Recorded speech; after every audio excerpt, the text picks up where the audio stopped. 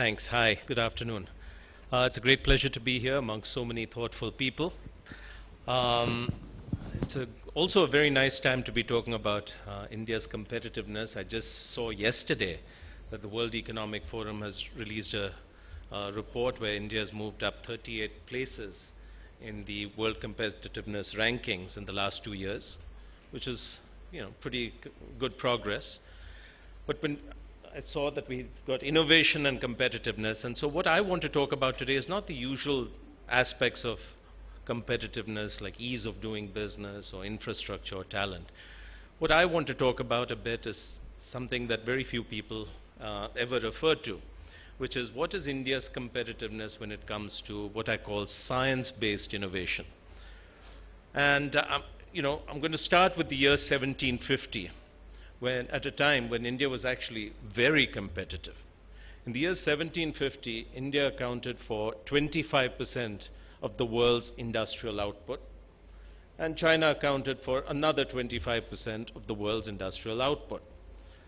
Unfortunately for us, things changed very fast. By 1900, just 150 years later, India's share of output had declined to less than 2%. And the reasons for this were multiple, but three stand out. One is the Mughal Empire went into decline. As it declined, there was a lot more war and conflict between various kingdoms, and that impacted output. The second factor, which was probably a bigger cause, was colonization by Britain, which was a very, very extractive process. They extracted resources and exported it. But the biggest factor was that India missed out on the first industrial revolution. The first industrial revolution was about the invention of the steam engine and the powered textile loom.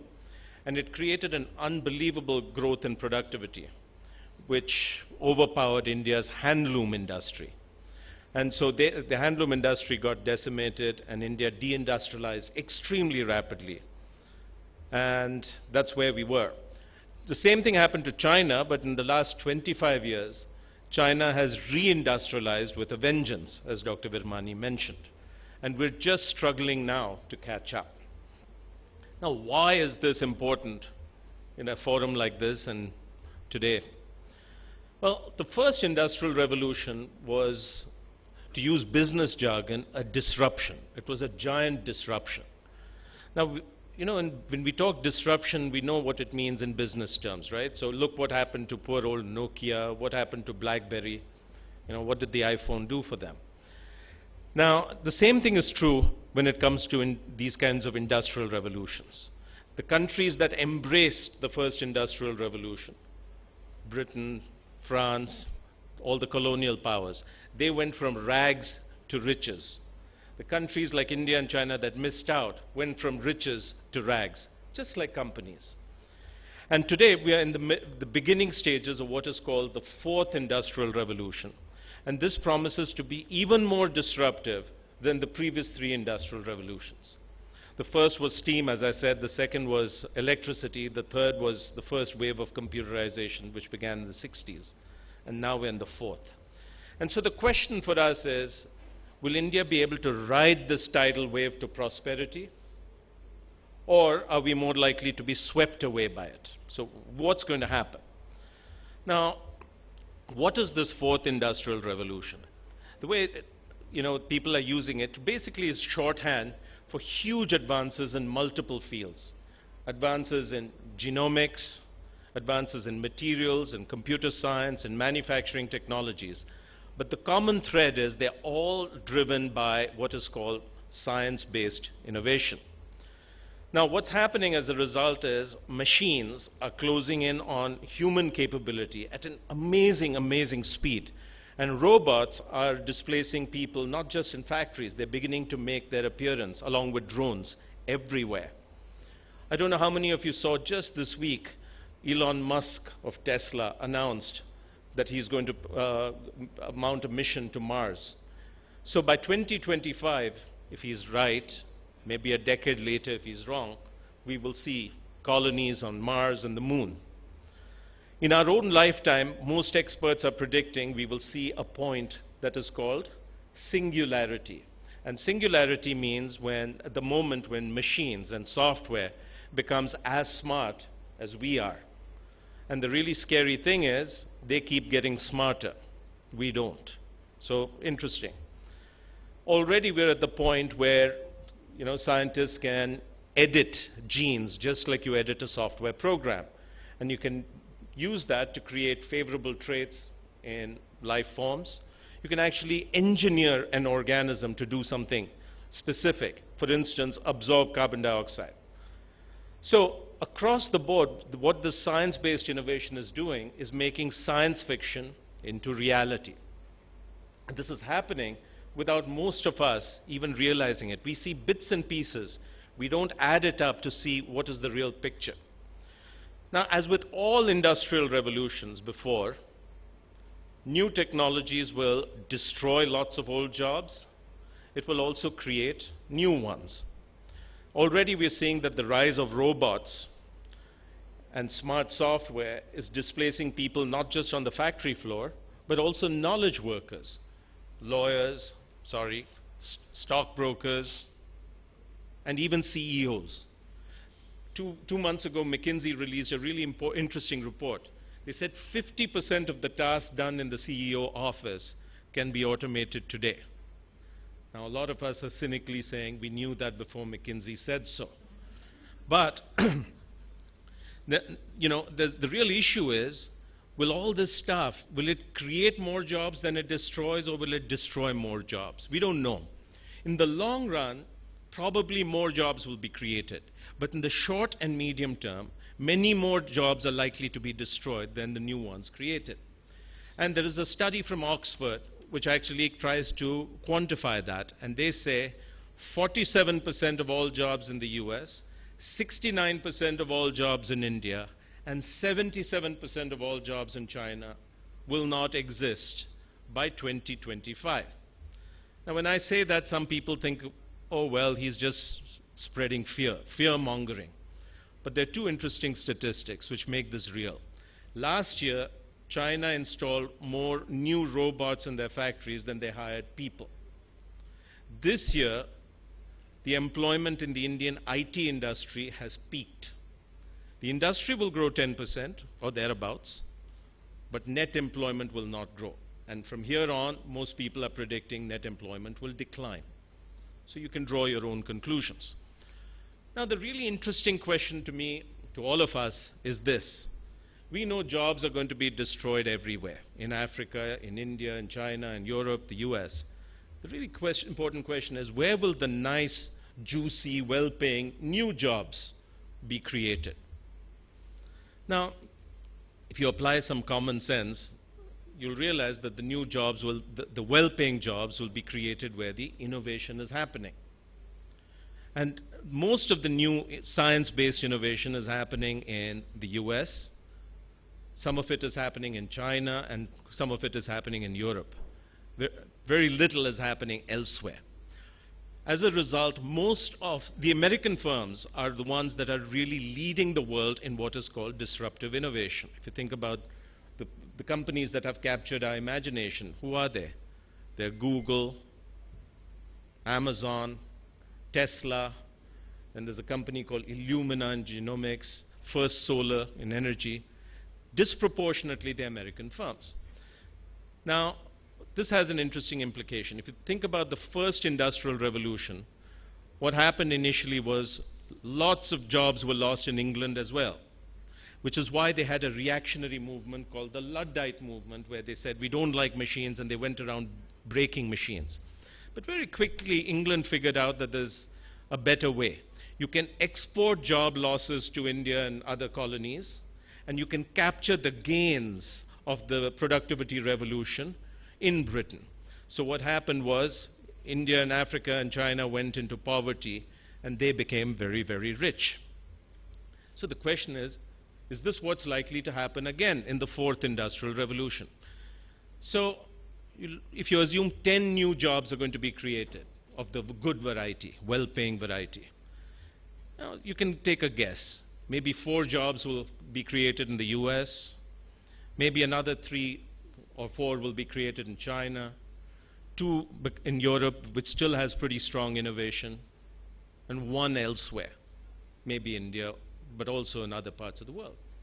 Now, this has huge implications if it doesn't change. If this is right, what does it mean for India? Are we just going to become a market for innovations from other parts of the world? You know, that's what we are today. We're a market for Amazon, we're a market for Uber. Is that the way it's going to be? In which case, we'll create lots of jobs, but they're likely to be low or mid-wage services jobs. Are we likely again to become colonized?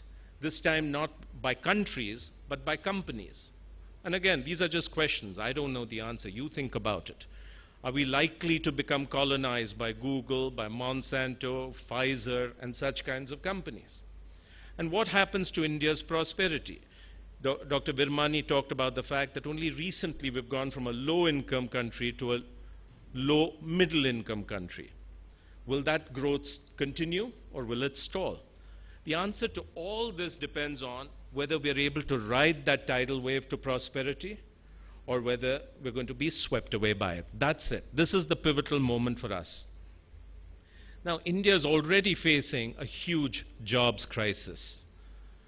I think we all experience it. You know the numbers. We have to create 120 million jobs over the next 10 years. Right now, we're probably on course to create 50, 60 million jobs, maybe 70, who knows. But there's a yawning gap out there. Which is why this week some of us got together, part of an organization called Social Venture Partners. We just announced a jobs challenge, a million jobs challenge. How can we create 1 million income-generating opportunities in the informal sector in the next 5 years?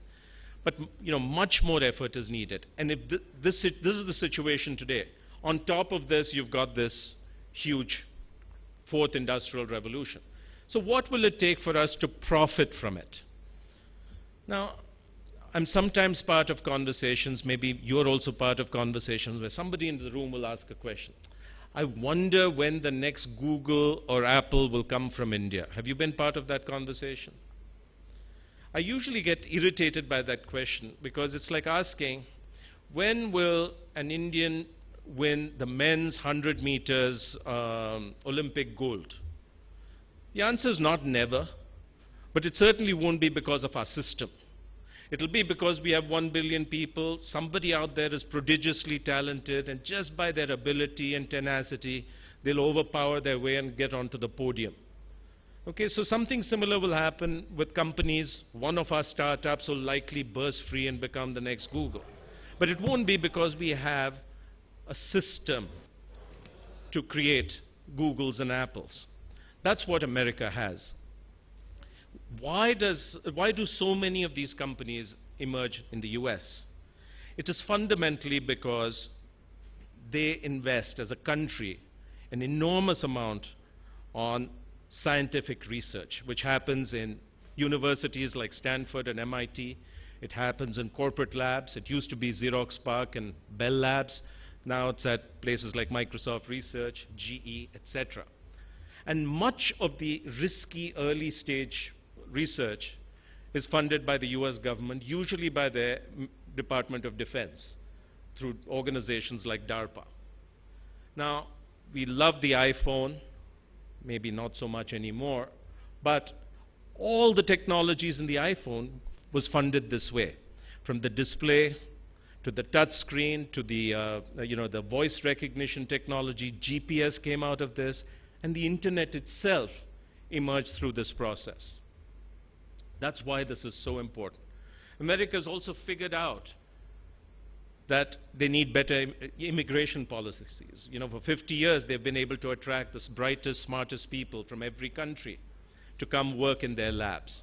And then, of course, they have a good entrepreneurial ecosystem that can take these innovations, commercialize them.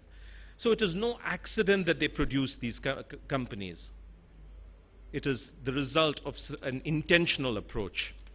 When you look at our country, the contrast is quite remarkable, right? First of all, how many times have you heard this kind of a conversation? There is no real public discourse on what is really happening. Our leaders, whether it's in business, government, academia, mostly are caught in the last paradigm where we're trying to play catch up, catching up a train that has already left the station a long time ago. Okay? Last month, the rankings of all global universities was announced. The best ranked Indian university for science-based research is Indian Institute of Science, which was somewhere in the 300s, and the IITs were behind. When you think about all these new areas, how many Indian companies can you think of that are at the leading edge, at the forefront? You really have to think hard. Maybe you can come up with one name, two names, whatever. But generally, our companies are not at the forefront. If you think about a really bright young person, 21 years old, they want to do cutting-edge research, where do they do it? They could go to ISRO or one or two CSR labs, but usually they'll have to go to the research lab of an MNC like GE or Microsoft or Google or whoever else, or else they'll have to leave the country, right? And because of this situation, although we have a huge amount of startup activity in our country in the last 3 or 4 years, so much of our startup activity is just me too, copy-paste business models. Very few real game changers. So what I'm trying to say is, if we don't wake up, we're not going to catch that wave. Now, people ask me, okay, fine, now we get the problem, you've done a good job scaring us. What do we do? What should India be doing? Well, there's some, obvious things. Companies need to spend more on R&D and innovation. The big institutes need to do more research, whatever. All these things are necessary. But are they really going to change the game? I don't think so. I think what we need is a mission. India needs a mission like the Apollo space program. In 1961, America was lagging the Soviet Union, and that's when President Kennedy said, he's committing the country to a goal of putting a man on the moon and returning him safely to Earth by the end of this decade. It's one of the most motivational mission statements ever. And the whole country got aligned, and by July 1969, Apollo 11 landed on the moon. And that wasn't it. The spin-offs from that space program powered the success, commercial success, of any number of American companies. And so my own sense is there's so much at stake here. We can't just leave it to individual effort. We need a collective effort. And I hope we wake up in time. Thank you, Amit.